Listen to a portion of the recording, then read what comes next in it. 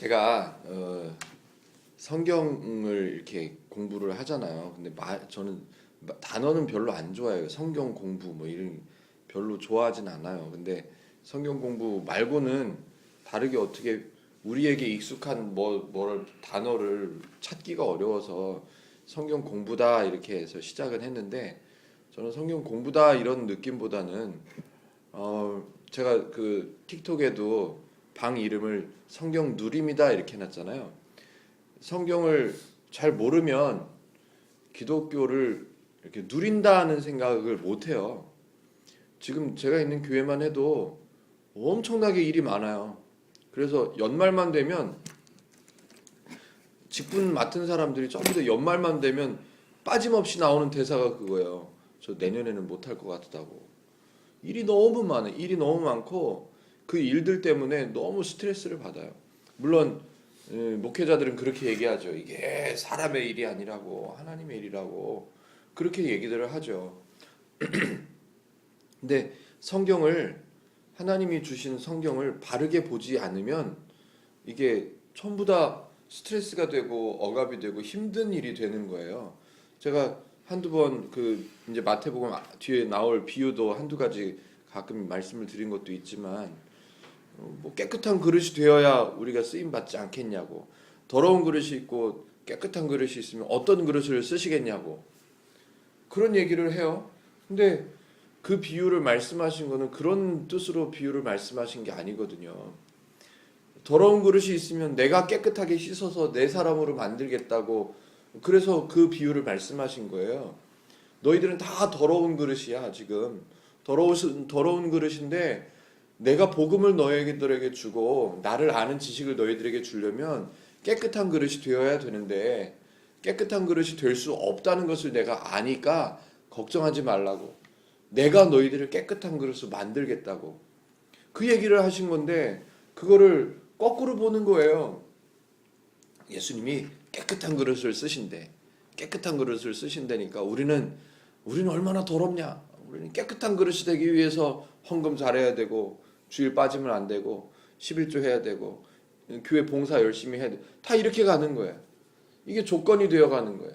그러니까 성경을 바르게 이해를 하면, 야, 믿음 생활 한다는 게 이렇게 좋은 거구나, 이렇게 편안하게 기쁘게 갈 수 있는데, 성경을 다 그런 쪽으로 해석을 하니까 너무 어려워지는 거예요. 힘들어지는 거예요. 왠지 봉사를 안 하면 죄인이 된 것 같은, 봉사를 안 하고 남들은 열심히 봉사하는데 내가 봉사를 못하면 왠지 저 사람들의 믿음은 큰 것 같고 내 믿음은 별거 아닌 것 같고, 막 이상한 믿음까지 저울질해가면서 막 힘들어하는 거예요. 그게 아닌데. 그래서 저는 성경을 바르게 보면 성경을 통해서 우리는 편안하게 누릴 수 있는 신앙생활을 누릴 수 있다, 이런 생각을 갖고 있는 거예요. 그래서 제목을 성경 누림이다 이렇게 써본 거예요. 좀 어색하죠. 안 들어본 단어라서 만들어 본 거예요. 제가 그냥 이름을. 그래서 제가 목요일 날마다 여기서 모임을 할 때마다 제가 도와드리고 싶은 것은, 저처럼 성경을 바르게 볼 수 있도록 도와드리면 교회 다니거나 신앙생활을 하거나 하는 게 좀 더 편해지고 가벼워지지 않을까, 저는 그걸 기대를 합니다. 먼저 그러려면 성경을 보는 이 눈을 바꿔야 된다. 성경을 보는 관점을 좀 바꿔야 된다고 저는 생각을 해요. 성경을 보는 관점을 바꿔야 된다고 생각을 하는데, 이걸 설명하기가 너무 어렵더라고요. 왜냐하면 성경을 이때까지 한 가지로만 봤어요. 뭘로? 그냥 목사님들이 설교해 주는 걸로만 봤어요. 교회 봉사 열심히 해야 되고 11조 열심히 해야 되고 뭐 이런 걸로만 들어왔기 때문에 그렇게 보는 눈밖에 없어요.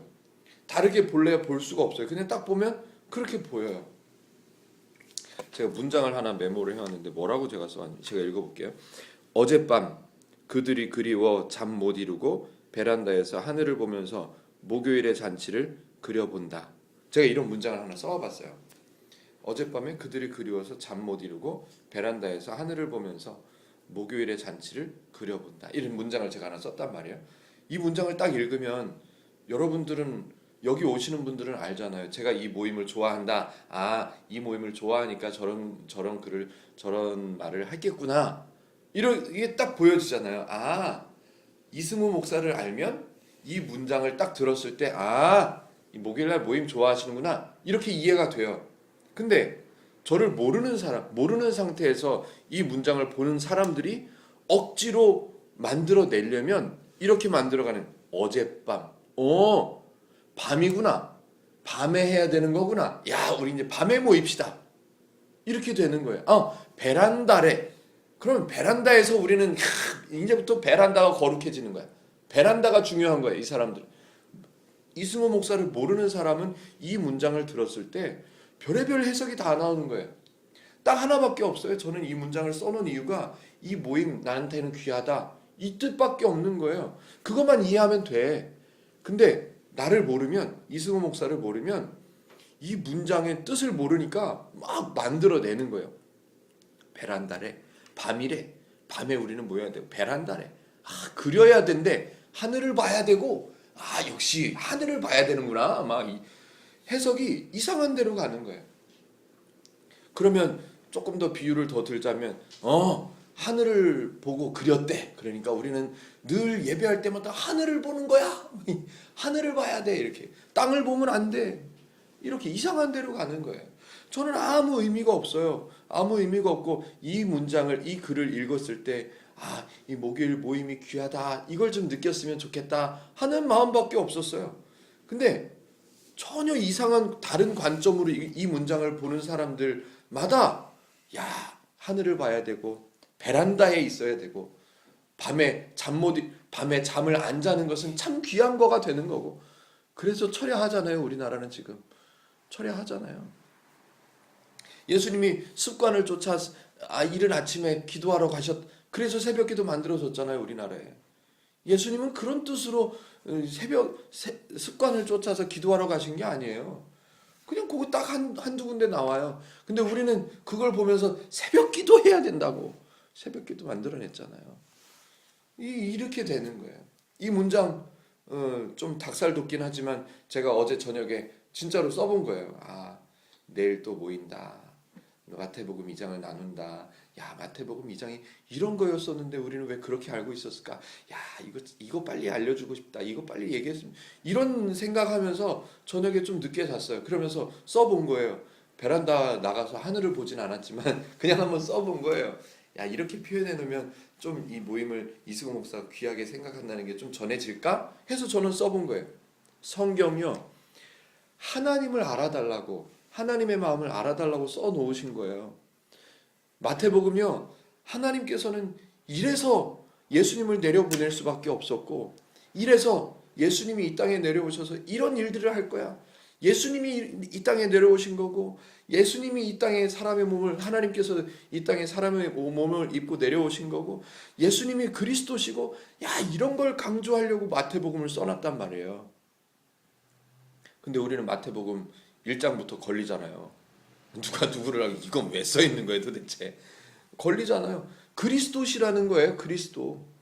기름 부음 받으신 분이 이 땅에 이렇게 하나님께서 이끄시는, 하나님께서 붙잡고 내려오신 이 사람, 이 시대 가운데, 이 시대가 때가 되어서, 지난주에 그 얘기를 빼먹었는데 때가 참해라는 단어가 나와요. 이제 이 사람들이 하나님을 모르는 그 무지함이 이제 더 이상 가면 안 될 것 같아서, 때가 참해, 이 사람들의 무지함이, 하나님을 모르는 그 무지함이 가득 찼어요. 더 이상 방법이 없어요. 그 때가 찼다는 얘기예요.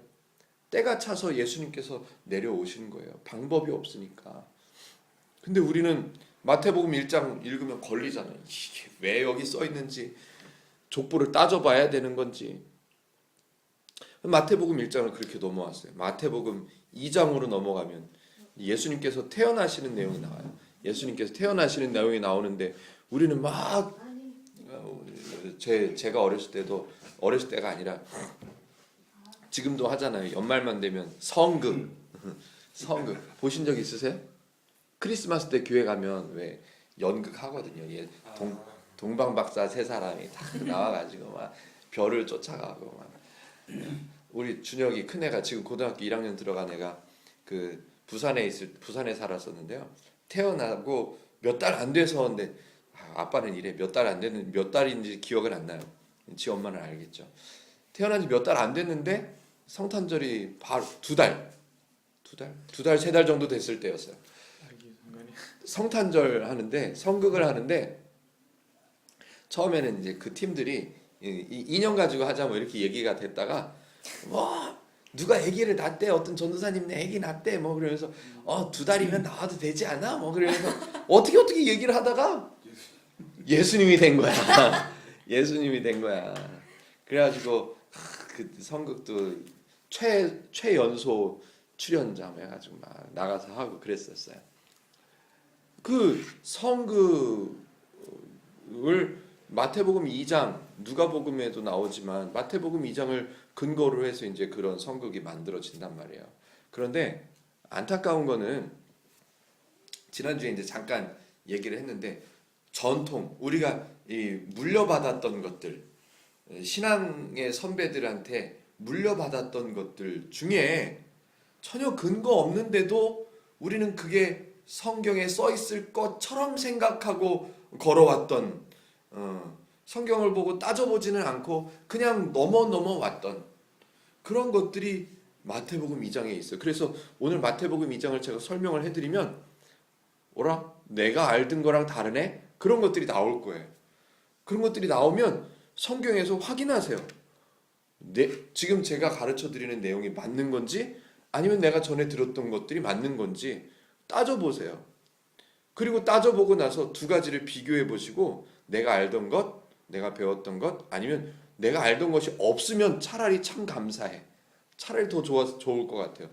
오늘 제가 나누는 마태복음 2장, 나눠드리는 마태복음 2장의 얘기를 듣고 두 가지를 딱 살펴봤을 때 예수님이 더 드러나는 쪽이 이쪽인지 예수님이 더 드러나는 쪽이 이쪽인지를 생각해 보세요. 제가 마태복음에 대해서 말씀을 이렇게 드렸어요. 마태복음은 예수님이 주인공이라고, 예수님이 등장하는 것이 목적이라고, 그 얘기를 이제 비교를 해보시면 됩니다. 우리가 미리 알고 있었던 것, 미리 배웠던 것, 저도 머릿속에 아주 틀에 박혀 있었어요. 제가 이제 한번 설명을 해볼게요. 마태복음 2장 내용이에요. 마태복음 2장에 나오는 내용들을 제가 이제 중간중간에 하나씩 빼가지고 설명을 한번 해볼 거예요. 찬송가에 보면 이런 찬송이 있어요. 동방박사 세 사람이, 그죠? 동방박사는 몇 사람? 동방박사는 세 사람이 이제 와요. 동방박사 그러면 연구를 많이 하고 성경 공부도 많이 하는 그런 사람, 그런 우리가 생각하는 그런 박사 같은 사람 세 사람이 저 동방에 먼 곳에서부터 이렇게 그 별을 보고 딱 왔다. 동방박사 세 사람. 요거 먼저 제가 한번 설명해 볼게요. 성경에 동방의 박사라고 나옵니다. 근데 여기서 말하는 박사는요, 우리나라 말로 하면 점쟁이, 술객이라고 성경에는 돼 있어요. 이 마술을 부리든지 점을 치든지 그러는 점쟁이를 말해요. 그것도 유대 민족들이 살고 있는, 유대 사람들이 살고 있는, 이스라엘 사람들이 살고 있는 유대 나라, 이 나라에 있는 점쟁이가 아니라, 이 나라는 하나님을 섬기는 나라니까 점쟁이가 그렇게 많지 않았죠. 물론 우상들을 섬기는 문화도 조금씩 섞여 있기도 했지만 성경에서 말하는 건 이 유대 땅에 살고 있는 사람이 아닌 저 동방에 먼 곳에 있는 그것도 점쟁이들이 온 거예요. 더군다나 동방박사 세 사람이라는 근거가 성경에는 없습니다. 세 사람이라는 얘기가 성경에 나오지 않아요. 근데 이 윗때부터 위 사람들부터 동방박사는 세 사람, 동방박사 세 사람이 와가지고 모략과 이 예물도 드리고, 동방박사는 세 사람. 그래서 교회에서 성극을 만들 때마다 동방박사는 몇 사람 나와요? 세 사람 나온단 말이에요. 근데 성경에는 없어요. 근거가 없는데 우리는 그렇게 성경을 알고 있어요. 그런 것들이 너무너무 많단 말이에요. 그래서 저는 성경을 보는 관점을 바꿔야 되는 것을 도와드리고 싶은 거예요. 성경을 볼 때 진짜 성경으로 보실 수 있도록 저는 돕고 싶은 거예요. 아마 마태복음 1장, 2장만 읽어도 이제 믿음을 처음 이제 교회를 처음 다니는 사람들은 마태복음 1장 2장을 읽으면 이해 안 되는 게 너무 많을 거예요. 진짜 말이 안 맞는 게 너무 많아요. 그 중에 마태복음 2장의 내용들을 제가 오늘 몇 가지를 이제 설명을 해드려 보려고 그러는 거예요. 동방박사 세 사람은요, 우리가 알고 있던 동방박사 세 사람은 아예 일단 근거도 없고요. 동방에서 하나님을 섬기는 땅에서 온 사람들도 아니고요. 저 우상 섬기는 나라에 있는 동방의 딴 나라에 있는 점쟁이들 몇 사람이 온 거예요. 이 사람이 하나님을 믿느냐? 아니요, 없어요. 이 사람들이 정말로 예수님이 태어나신 것을 기념하고 예수 축하하고 감사하려고 예물을 들고 그 동방에서 그 먼 곳에서 마국간까지 찾아왔느냐? 글쎄요. 그런 거 없습니다. 그런 거 없다는 것을 저는 오늘 설명을 할 거예요. 성경에는 동방에서 온 그 점쟁이들이 그런 믿음이나 신앙적인 모습이 이런 거 전혀 없습니다.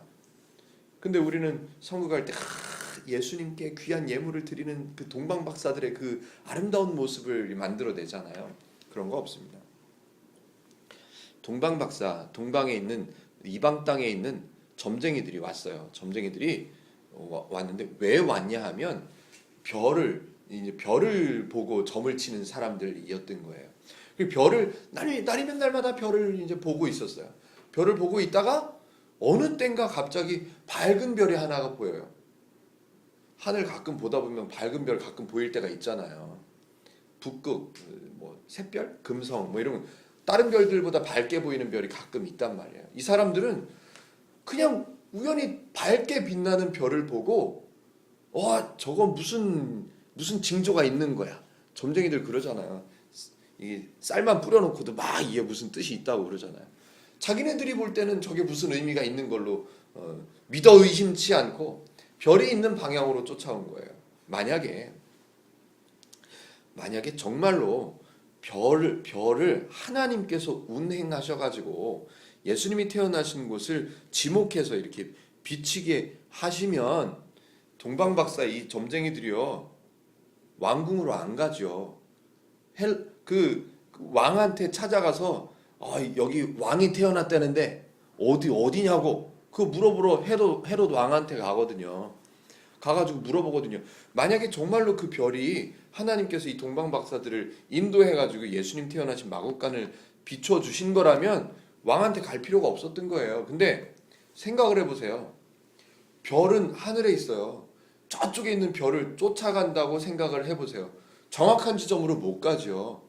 그쪽 방향이다는 알 수 있죠. 그러니까 이 점쟁이들이 저 별이 뭔가가 있을 것 같긴 한데 저 별 있는 방향으로 일단 가보자. 이 사람들은요 어떤 풍습이 있었냐면 어떤 습관이 있었냐면 별, 해, 달 이런 거에 뭐 특이한 징조가 보이면 왕으로 생각하는 거예요. 왕.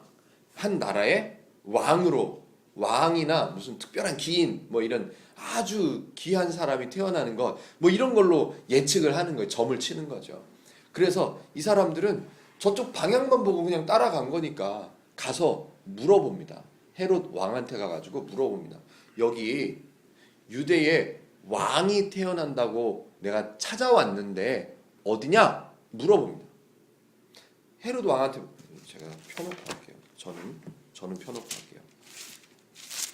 물어봐요. 헤롯 왕한테 왕으로 나신 이가 여기 분명히 우리가 점을 쳐서 왔는데 왕 정도 되는 사람이 태어났을 거다. 어디냐? 그러니까 이 점쟁이들은요 예수님이 태어나신다 이런 생각 전혀 없습니다. 그냥 특이한 사람 자기네들 생각에는 왕밖에 없는 거예요.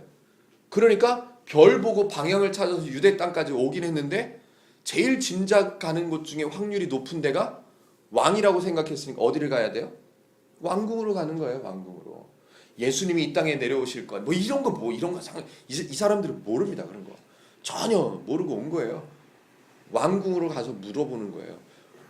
유대의 왕이 나신다고 그래서 왔는데 어딨냐? 그러니까 헤롯 왕이 자기도 잘 모르니까 제사장들한테 물어보죠. 이 나라의 유대 땅에 있는 제사장들은 성경 연구하는 사람들이에요. 하나님의 말씀 연구하는 사람들이에요. 그러니까 예전부터 있었던 전해 내려오던 그 성경에서 전해 내려오던 얘기는 알죠. 그래서 헤롯 왕이 제사장들에게 물어봅니다. 어디냐 거기가. 근데 헤롯 왕도요. 이게 성경학자들이 그렇게 말합니다. 헤롯 왕은 출신이 유대인 피 반, 또 이방인 피 반. 그래가지고 어렸을 때부터요. 이 성경에 대해서도 배우고요. 옆에 제사장들을 데리고 있을 만큼 성경에 대해서도 압니다. 여기서 아주 중요한 차이를 발견하게 돼요. 저도 깜짝 놀랐어요. 이걸 발견하고 나서. 동방 박사들이, 점쟁이들이 와가지고요. 자기네들은 예수님 뭐 그리스도 이런 거 없어요. 메시아니 뭐 이런 거 없으니까 왕으로 나신 이가 어딨냐라고 물어봅니다. 헤롯 왕한테 가가지고 왕 어딨냐 이렇게 물어봐요. 왕으로 나신 이가 태어났을 텐데 어딨냐 그랬는데 헤롯 왕은 그 얘기를 듣고 제사장들한테 물어보는 말이 이렇습니다. 야, 제사장들, 그리스도가 어디서 난데? 달라져요.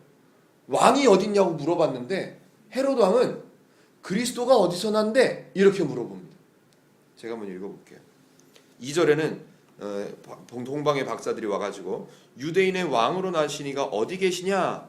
우리가 동방에서 그의 별을 보고 그에게 경배하러 왔노라 하니 이렇게 물어봅니다.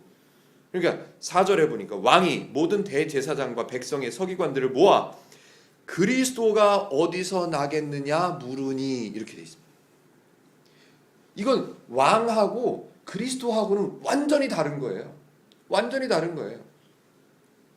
구원자로 오시는 거예요. 예수님은 이 땅의 지배자 왕으로 오시는 게 아니라 그리스도, 이 온 세상의 영혼을 구원하시기 위해서 오신 거지 왕으로 오신 게 아니에요. 그래서 일단 박사들 얘기를 조금 더 가볼게요.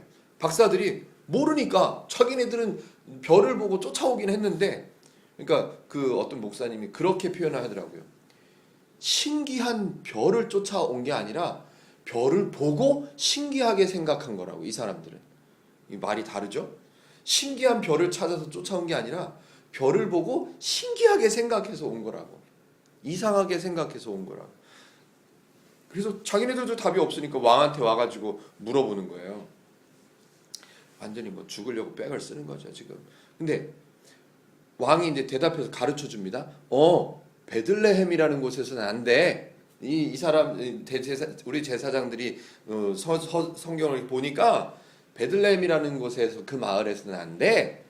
그제서야 동방의 박사들이 찾아갑니다.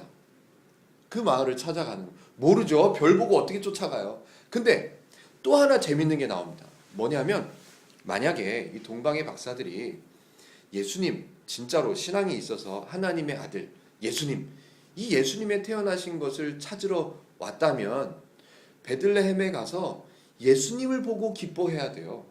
태어나신 예수님을 보고 기뻐하고 경배하고 이래야 돼요. 그런데 이 동방의 박사들이 왕궁에서 나와가지고 하늘을 보니까 그 별이 다시 보이는 거예요. 이 동방의 박사들의 감정을 표현한 성경 구절 중에 그 별을 보고 기뻐하는 구절이 제일 강하게 나옵니다. 어디 나오냐면요, 10절에 이렇게 되어 있습니다. 그들이 별을 보고 매우 크게 기뻐하더라 라고요. 이 사람들은 지금 별에 생명 걸고 온 거예요. 별에. 왜? 별을 보고 자기네들이 점쳐서 온 거니까. 근데 왕궁 가까이 유대 땅에 들어오니 별이 안 보여. 별이 안 보여. 그러니까 불안한 거예요. 그래서 왕한테 가서 물어보기도 하고 이제 힌트를 얻어서 가려고 출발하는데 그 별이 보이는 거예요. 너무 좋은 거예요. 이 사람들은 별 때문에 온 거거든요. 이 사람들은 별 때문에. 예수님 때문에 온 게 아니에요. 별 때문에. 그리고 자기네들이 점친 게 맞는지 안 맞는지 확인하러 온 거예요. 예를 들어서 예수님께 가서 이제 경배했어요. 선물도 갖다 바치고, 경배하고 선물도 갖다 바치고 했어요. 만약에 이 동방의 박사들이 예수님으로 생각했다면 거기서 예수님을 믿는 믿음을 보여주든지 뭐 예수님을 따르겠다든지 뭐 이렇게 나와야 돼요. 그런데 예물 드리고 가요. 왜?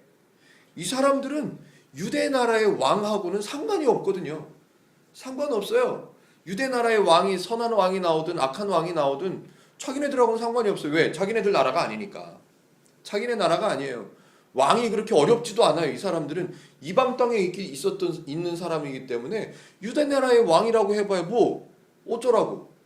그러니까 대번에 가서 왕한테 가서 물어본 거예요. 헤로드 왕한테 가가지고 바로 물어보는, 왕이 무서운 사람이 아니에요. 얘는. 이 사람들한테는 무섭거나 뭐 그렇게 높거나 그렇게 뭐 그런 사람이 아니에요. 단지 한 나라의 왕이 태어나는 것을 자기네들이 점쳐가지고 맞췄다, 그거죠.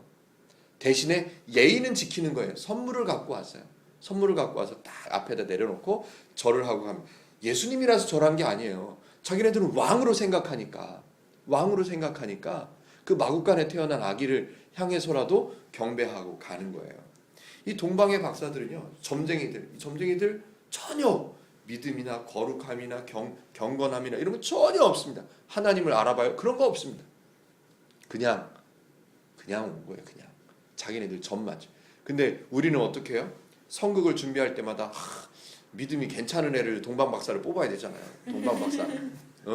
동방박사. 거기다 또 중간에는 찬양하는 모습들도 가끔 넣더라고요. 야, 예수님이 태어나셨다. 뭐 아니요. 동방의 박사들은 예수님 태어나셨다, 그리스도 태어나셨다, 이런 얘기 한 적이 없습니다. 그냥 왕이라고. 동방의 박사들 믿음 같은 거 없습니다. 그냥 써 있는 거예요. 제가 아까 표현했죠. 그분들이 보고 싶어서 밤에 잠이 안 와가지고 베란다에 나가서 하늘을 보고 목요일 모임을 그려본다, 이렇게 썼잖아요. 제가 썼어요. 전혀 하늘이 중요한 게 아니에요. 그거 하늘이 중요한 것도 아니고 베란다가 또 아무 의미가 없어요. 근데 이 동방의 박사들은 자기네들 점괘가 맞아야 되니까 별에다가 생명 거는 거예요. 예수님이 태어난, 뭐 이게 전혀 상관없어요. 이승호 목사가 목요일 모임을 사랑하든 안 사랑하든 귀하게 여기든 안, 이게 상관이 없는 거예요. 이 박사들은, 이 점쟁이들은 전혀 상관이 없어요. 근데 우리는 성경을 볼 때 동방의 박사들 세 사람, 그것도 세 사람, 동방의 박사들 세 사람, 누가 할래? 제가 합니다. 너 기도하고 해야 돼. 그거 동방의 박사들 세 사람 하려면 너 셋이서 기도하고, 이게 연극이지만 연극이 아니고 얼마나 경건하게 거룩하게 준비. 아니, 그런 거 없습니다.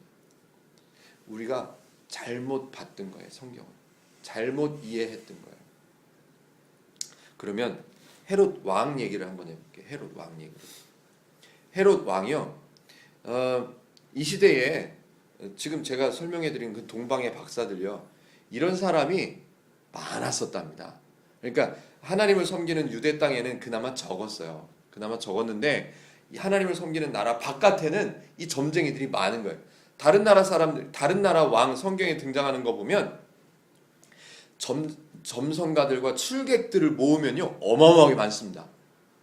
뭐 엘리야가 한번 싸우는데 영적으로 하여튼 비 내리게 하는 싸움을 하는데 몇 명? 엘리야 한 명에 그 술객들, 점쟁이들 800명이 모입니다. 수백 명이 모여가지고 하는. 이게 그 나라는 점쟁이들이 쎄뺐어요. 막 엄청나게 많은 거예요. 그 많은 점쟁이들 중에서 별 쫓아서 오는 사람들이 가끔 있는 거예요. 헤로드 왕한테 와가지고 가끔 물어보는 점쟁이들이 있는 거예요. 그러니까 왕을 어렵게 생각하지 않으니까 이 점쟁이들은 무조건 오는 거예요. 무조건 와서 물어보는 거예요. 그러니까 헤로드 왕도 그냥 점쟁이들이 와서 이것저것 물어보면, 특별히 이번에 온 점쟁이들은 그 왕이 태어난 거에 대해서 물어보긴 했지만 다른 거에 대해서 물어보기도 하고 뭐 이러는 거예요.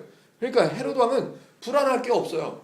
야, 그리스도 어디서 태어났는지 가르쳐줘. 쟤네 가르쳐줘.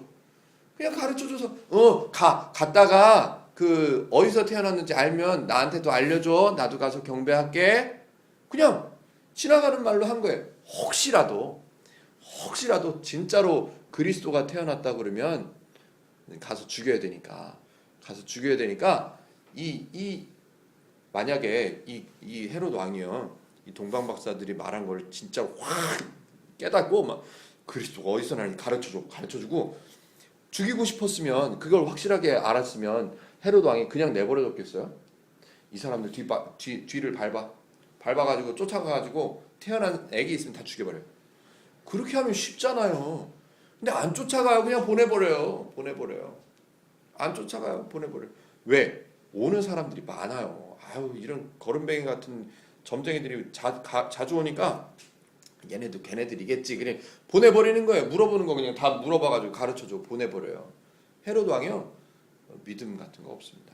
그런데 이 동방의 박사라는 사람들이 친절도 베풀어주고 뭐 이렇게 잘 보냈어요. 그러니까 이 사람들하고 얘기해 본 걸로 봤을 때는 누군가 태어난 걸 발견하고 나서 다시 와서 가르쳐 달라고, 나도 가서 경배하게 가르쳐 달라고 그 정도 얘기했기 때문에 분명히 올 거라고 생각한 거예요. 올 거라고 생각하고 기다리는데 안 오더란 말이에요. 안 와요. 그러니까 갑자기 불안해지는 거예요. 갑자기 불안해져 가지고 어디로 갔는지 찾기가 어려우니까, 이미 몇 달이 지났으니까 이미 거기서 태어났다 그러면, 베들레헴에서 태어났다 그러면 이미 딴 데로 도망갔을 수도 있어. 그러니까 2살 밑으로 다 죽여버려. 그렇게 되는 거예요. 헤롯 왕이요, 처음부터 그리스도가 태어나실 것을 믿고 나중에 2살 밑으로는 다 죽여, 이걸 계획하고 동방박사들을 보낸 게 아니란 말이에요. 별로 안 믿었는데 보내고 나니까 안 오는 거예요, 이게. 그러니까 불안해지는 거예요.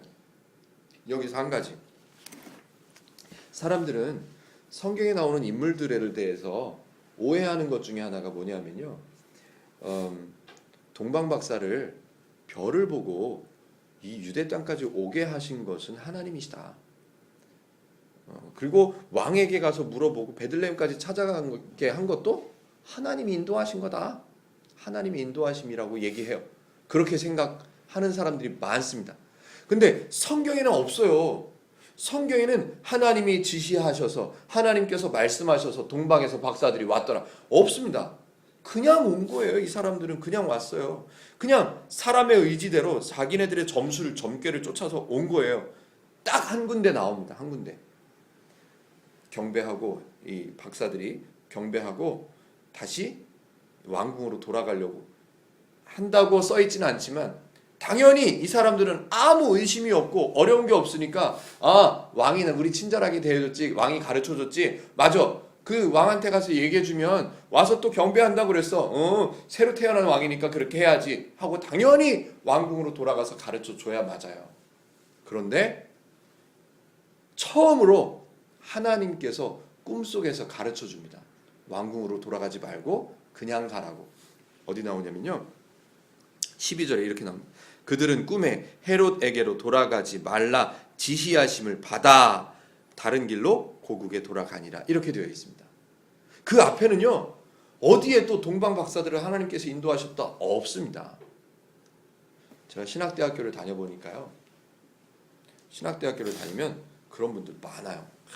내가 사업을 잘하고 있었는데 하나님이 한 대 때리셔가지고, 하나님이 종이 되라고 때리셔가지고 내가 어쩔 수 없이 신학교로 끌려왔다고. 지 혼자 잘못해서 망한 거예요.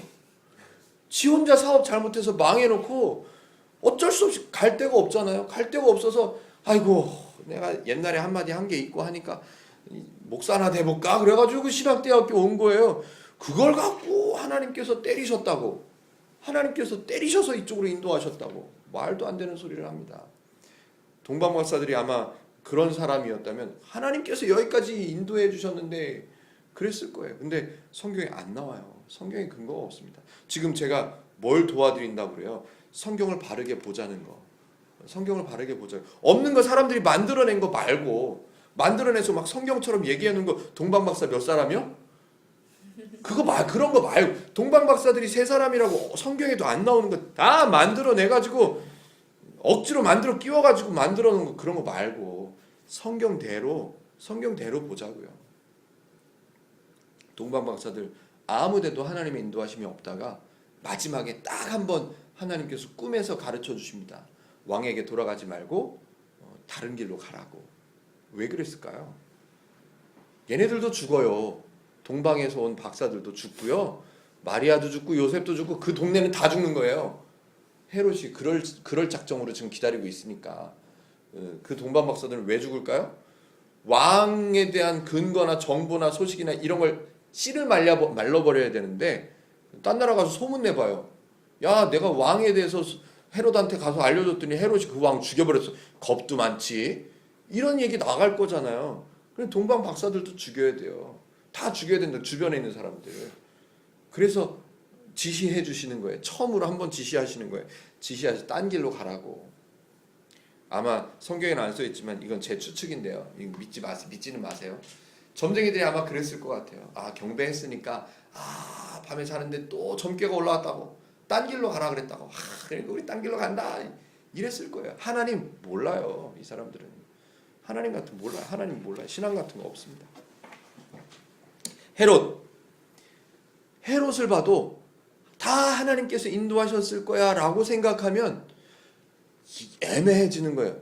하나님께서 헤롯의 마음을 붙잡으셔서 2살 밑으로는 다 죽이게 하시고 요셉에게만 가르쳐 주셔서 예수님만 딴 곳으로 빠져나가게 하시고 동네에 있는 그 지역에 있는 2살 밑으로 태어난 애기들 다 죽이.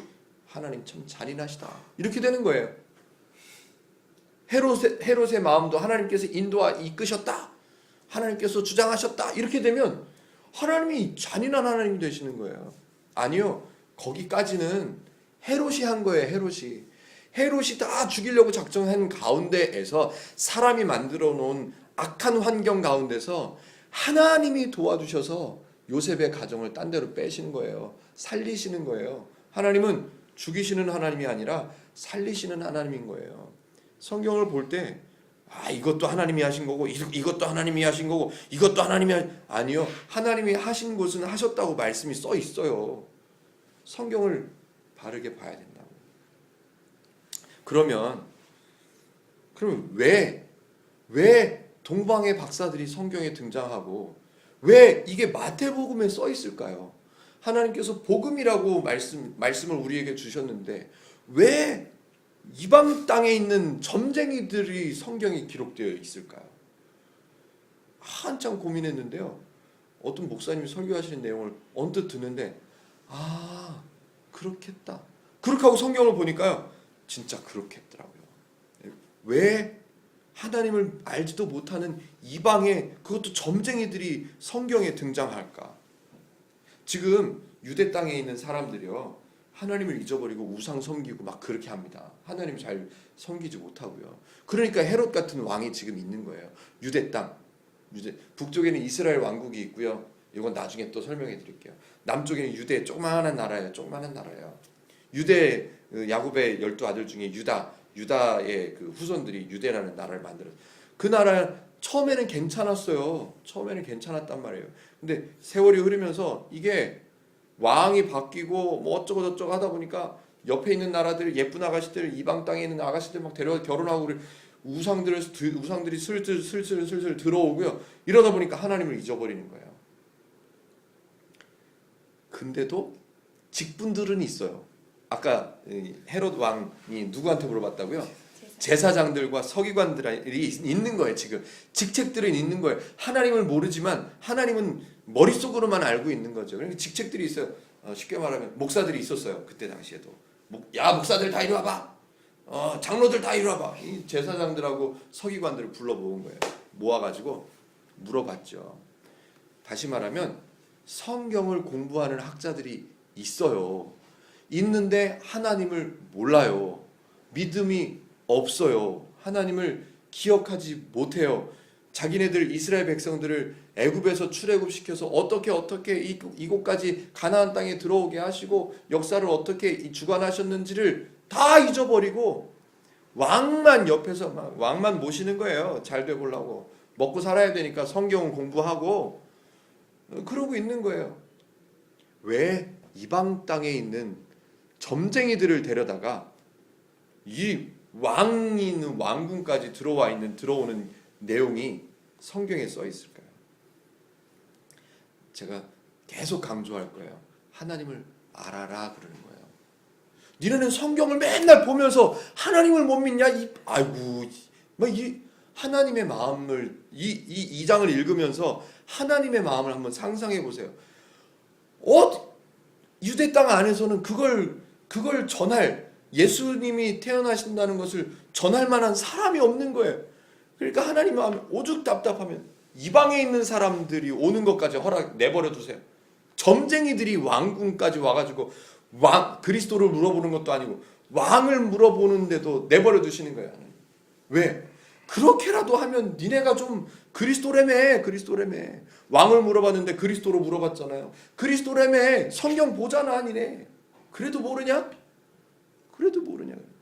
하나님의 마음이 막 속이 미어질 것 같아요. 제가 상상을 해보면 애간장이 탈 거예요. 그 이방 땅에 있는 놈들도 와가지고 왕이 났는지 물어보는데 니네는 그래도 못 알아듣냐? 그래도 못 알아듣냐? 아유, 그러실 것 같단 말이에요. 마태복음 1장도 하나님의 마음이 나오는 거고요. 마태복음 2장에도 하나님의 마음이 나오는 거예요. 마찬가지로 마태복음 3장에도 하나님의 마음이 나올 거예요. 마태복음 2장만 오늘은 보잖아요.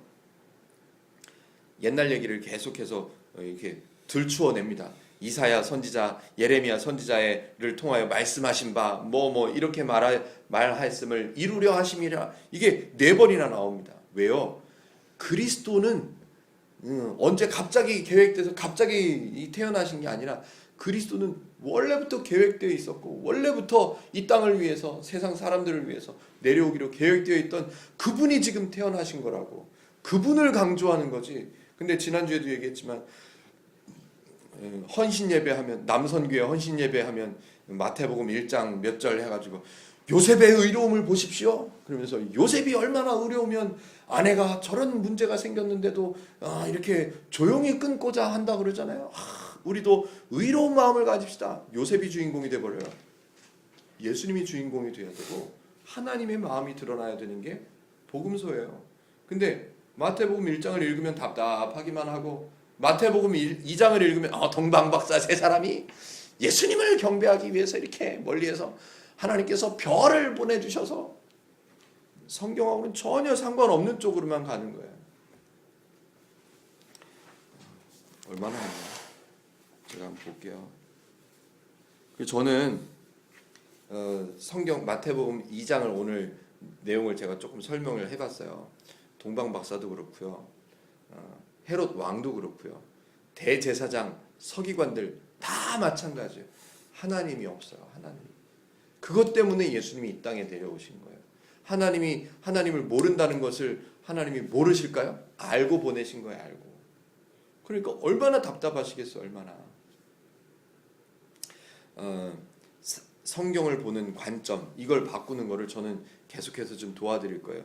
마태복음 2장을 제가 미리 좀 읽어보시면 좋겠다고 제가 자꾸 권면해드린 이유는 한두 번 읽어보면 내가 알고 있었던 것이 조금 드러나잖아요. 이렇게 머릿속에만 있다가 조금 드러나오잖아요. 드러나와야 좀 올라져 나와야 제가 그거랑 비교를 해서 말씀을 드릴 수 있으니까 그냥 작년 성탄절 때 잠깐 슬쩍 봤던 마태복음 2장 가지고는 제가 뭔가를 설명해 드리면 뭐가 달라 그러면 안 되니까 제가 2장을 읽어보시라고 말씀을 드렸던 거예요.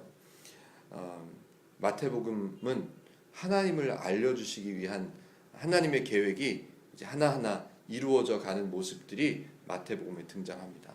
마태복음에 나오는 인물들을 강조하시기 위해서 성경을 쓰신 게 아니란 말이죠. 야, 누구에게서 태어났냐? 마리아 아니냐? 마리아가 얼마나 신앙생활을 잘했었으면 어렸을 때 얼마나 신앙생활을 잘했겠냐? 하나님이 선택하셔서 그 몸을 통해서 예수님이 태어나게 하실 정도면 이 마리아 이 처녀는 얼마나 신앙생활을 잘하고 지금 말로 비유를 하면 주일 예배를 빠졌겠냐 이 마리아가? 11조를 빼먹었겠냐? 이런 식으로 새벽기도 얼마나 꼬박꼬박 나갔겠냐? 우리는 이런 마리아 같은 모습을 우리는 배워야 돼. 이렇게 간단 말이에요. 성경을 바르게 보지 못하면 정말로 성경을 바르게 못 본 선배들이 저 위쪽에 있어서 카톨릭이 생겼잖아요. 마리아 대단하다고. 마리아 한마디면 된다고. 가나안 혼인잔치를 보라고. 마리아가 한마디 하니까 예수님이 했잖아. 그러니까 우리는 마리아를 통해서 기도해야 돼. 그래서 천주교가 생긴 거예요. 우리는요 성경을 바르게 봐야 됩니다. 또 교회 가셔가지고 목사님이 강단에서 동방박사 세 사람이 이렇게 설교하시는데 벌떡 일어나가지고 목사님 그거 아니라는데 이렇게 하면 서로 무안하잖아요. 서로 그러지 마시고 우리만 알고 있습니다. 성경으로 봐야죠. 성경에 없는 걸 우리는 너무 많이 알아요. 제가 참 안타까워하는 교회 행사들이 여러 가지가 있는데 참 마음이 아픈 행사들이 몇 가지가 있습니다. 그 중에 하나가 수능 볼 때만 되면 수능생을 위한 특별 새벽기도 이런 거 있단 말이에요. 수능생을 위한 특별 새벽기도. 제가 좀 까놓고 목사지만 좀 까놓고 얘기를 하면요, 돈 됩니다. 수능생을 위한 특별 새벽기도 하면요, 감사 기도 제목 써서 소원 예물, 소월 헌금 많이 들어옵니다. 그러니까 교회에서는 꼭 해요, 꼭 해요. 근데요, 제가 좀 아픈 쪽으로 한번 얘기해 볼게요. 수능 때가 되면요, 제일 잘 되는 영업이 두 가지가 있답니다. 제일 잘 되는 영업이 점쟁이하고 교회랍니다. 좀 아프게 얘기하면 똑같은 거예요. 지금 똑같은 거예요. 점쟁이나 교회나 똑같은 짓 하는 거예요. 무슨 수능생을 위한 특별 새벽기도. 제가 기도에 대해서 다음에 또 길게 하겠지만 말씀드렸잖아요. 기도는 하나님과의 대화예요.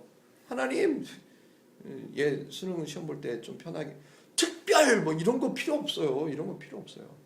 특별 새벽기도. 거기다가 또 그냥 새벽기도 한다고 그래요. 기도 제목을 적어서 헌금하라고. 목사님이 기도해 준다고 또 막 둘러대죠. 거룩하게 덮어주죠. 포장을 예쁘게 합니다. 성경으로. 그러면 또 순진한 우리 성도분들은 막 또 우리 아무개 서울대학교 듬뿍 넣어가지고 또 이게 야야야야 복채 내놔 복채 내놔. 이거 뭐가 다르냐고요. 뭐가 다르냐고요. 하나님은 이런 하나님이세요. 때려 엎어도 시원치 않을 이스라엘 백성들에게 조금 깨닫도록 해줘 보려고 동방에서 전혀 하나님을 모르는 잡것이 쫓아와서 옆구리 찌르는데도 내버려 두십니다. 내버려 두세요. 하나님 마음이 어떻겠어요? 그럼에도 불구하고 참으십니다. 왜? 이스라엘 백성들을 사랑하시니까. 저와 여러분들이 해적거리를 해도 내버려 두십니다. 왜? 사랑하시니까. 성경을 바르게 못 보고 오해를 해도 이제까지도 내버려 두셨잖아요. 왜? 속은 뒤집어지셔도 내 사랑하는 백성이 그래도 성경이라도 붙들고 있으니까. 오해를 하든 어쨌든 간에 붙들고라도 있으니까. 이쁘다. 대신 아버지의 마음은 막 찢어지는 거죠. 아버지의 마음을 그렇게 모르냐? 그렇게 못 알아듣냐? 내가 그렇게도 알려주고 저렇게도 알려주고 그랬는데도 못 알아듣냐? 그 마음이 마태복음 2장에 써 있는 거예요. 마태복음 2장은 성탄절 때만 잠깐 읽고 넘어가는 그런 성경이 아니라고요. 제가 다 했나 몰라요. 메모해 온 걸. 대충 된 것 같아요. 제가 메모해 온 거 한 번만 볼게요. 어디까지 써놨나. 너무 어렵게 안 하려고 애는 쓰는데요. 지금까지 알고 있던 거 말고 다른 얘기를 해야 되니까 어려울 것 같기도 하다는 생각이 들어요. 다 했습니다. 그래도 오늘 안 빼놓고 했나요? 하나만 이제 정리를 해볼게요. 마지막으로. 시간 많이 됐죠. 교회에서 그런 얘기들 많이 합니다. 목사님들이 하나님의 일이라고 제가 아까 처음에 말씀드렸잖아요. 하나님의 일이라고. 하나님의 일을 우리는 열심히 감당해야 된다고. 근데요, 하나님의 일은 하나님이 하세요. 그러니까 하나님의 일은 사람이 굳이 열심히 하려고 뛰어들지 않아도 하나님이 하십니다. 지금 마태복음 2장에서 제가 말씀드렸잖아요. 사람들이 망쳐놓은 거 하나님은 살리신다고. 사람들이 한 거예요. 그것도 다 하나님이 인도하시는 거라고. 그것도 다 하나님이 일하시는 거라고. 그렇게 오해를 해버리면 성경이 이상해져요. 기독교가 이상해져요. 기독교 뿌리가 흔들립니다. 하나님의 일을 우리가 열심히 해야 된다고 강조해요. 아니요. 하나님의 일은 하나님이 하실 거예요. 대신 사람의 일은 사람이 열심히 해야 돼요. 사람의 일은 열심히 살아야죠. 열심히 공부하고 열심히 돈 벌어야죠. 성실하게 일해야죠. 사람의 일을 해야죠. 그 일함으로 인해서 하나님께서 주시는 풍성함을 맛볼 수가 있게 됩니다.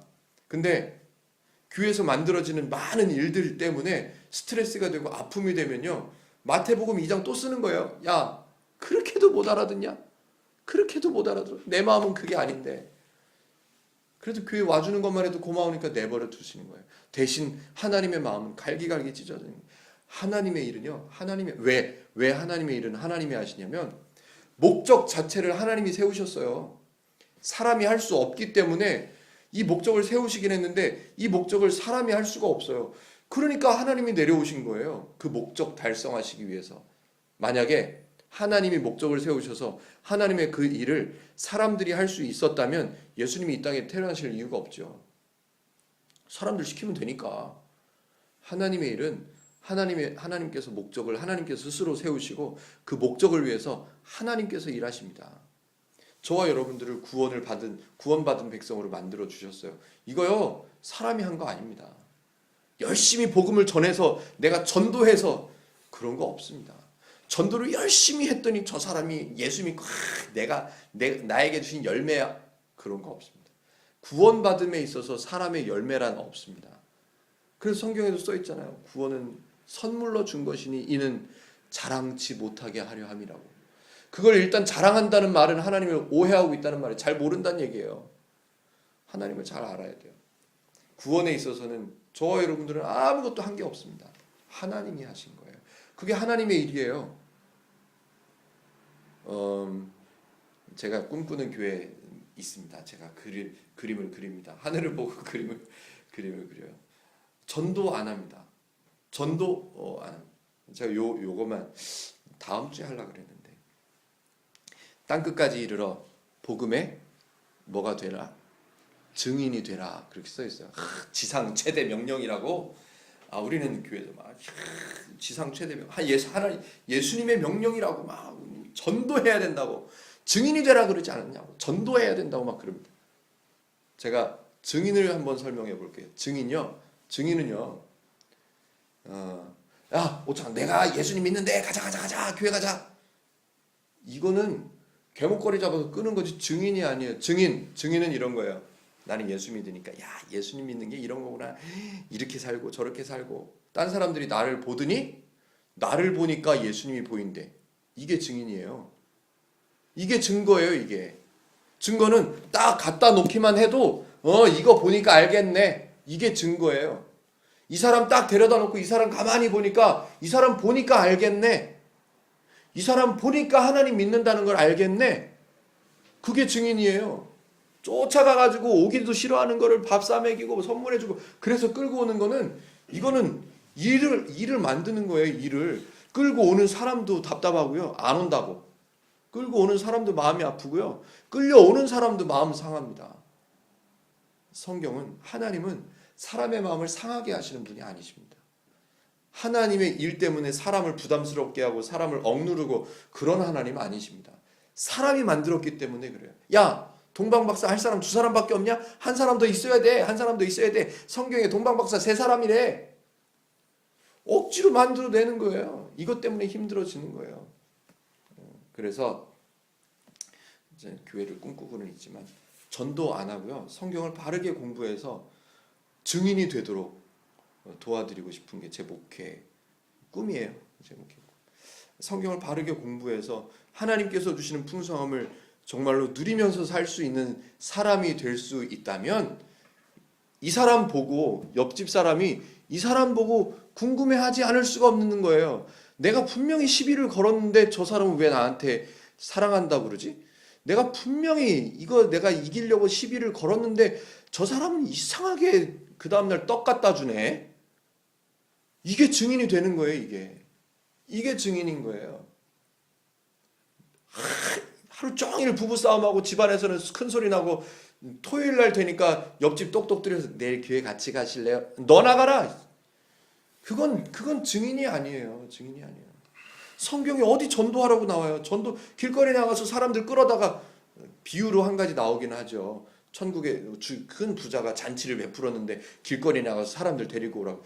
그건 또 그 얘기, 전도 얘기가 아닌데 또 전도를 갖다 붙여요.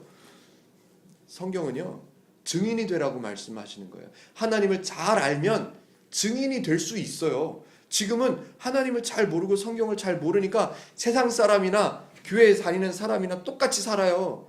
점쟁이들 돈 벌 때 교회도 돈 벌어요. 수능 특별 그래 돈 벌어요. 교회도 돈 벌고 점쟁이들도 돈 벌어요. 세상하고 똑같이 가요. 그러면 안 되는 거거든요. 그러면서 무슨 증인이 된다고 그래요. 증인은 신실아를 딱 볼 때, 야, 신실아 살아보니까 진짜 하나님 믿어봐야 되겠네. 이게 증인인 거예요. 이게 증인인 거예요. 이상하다. 저 정도 되면 저 집하고 저 집하고 싸워야 되는데 이상하네, 안 싸우네. 이게 증인인 거예요. 이게. 저도 그렇고 모이시는 분들도 그렇고 마태복음 2장을 보면서 하나님의 마음을 볼 수 있었으면 참 좋겠습니다. 야, 이래서 마태복음 2장을 써놓으셨구나. 나는 증인, 이건 다음 주쯤에 한 달 정도 뒤에 나오는 건데 사실은 나는 증인이 됐으면 좋겠다. 이런 기대, 뭐라 그래야 되죠? 기대, 희망, 기대 있었으면 좋겠어요. 저는 그런 기대 갖고 살아요. 사실은 요즘 몇 년 동안은 그런 기대 갖고 살아요. 증인 됐으면 좋겠다. 나는 누가 나를 보기만 해도, 그 전에는 안 그랬죠. 누가 나를 보기만 해도 제비가, 성경을 이제 조금씩 보니까 사람들이 나를 보고 내가 증인이 됐으면 좋겠다. 하나님이 이런 분이야라는 것을 내 삶을 통해서 좀 보여줬으면 좋겠다. 이런 소망이 있습니다. 이번 달에 전도해가지고 3명 끌어다 앉혀놔야지. 이런 기대 전혀 없습니다. 저는. 물론 교회에서 행사를 만들어놨기 때문에 순종하는 마음으로 나가죠. 길거리 나가긴 합니다. 내일 모레도 또 나갑니다. 길거리 나가서 전도하는데 그런 기대를 갖고 있습니다. 내가 증인이 됐으면 좋겠다. 우리 옆집 사람 아직은 잘 못해요. 이게 쑥스러움이 많아가지고요. 옆집에 누구 사는지 아직도 몰라요.